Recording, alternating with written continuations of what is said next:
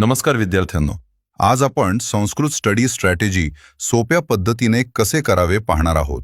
संस्कृत कठीण नाही, फक्त योग्य स्ट्रॅटेजी करावी लागते. 80+ मार्क्स मिळवायचे आहेत तर pattern plus revision plus writing practice हे 3 नियम फॉलो करा.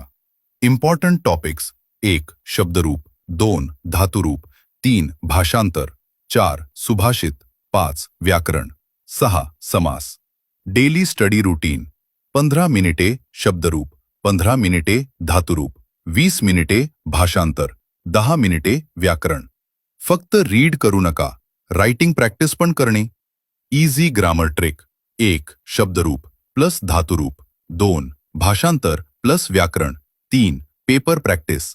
एक्स्ट्रा स्टडी टिप्स: हँडरायटिंग नीट ठेवा, हेडिंग्स अंडरलाईन करा, रोज 1 तास संस्कृतला द्या, आठवड्यातून 1 पेपर सॉल्व करा. सुभाषित रोज रीडिंग करणे. कन्सिस्टन्सी ठेवा, संस्कृतमध्ये 80+ सहज येतील. अजून असे स्टडी टिप्स आणि करिअरसाठी मार्गदर्शन हवे असेल तर अद्विक अकॅडमीला फॉलो करा.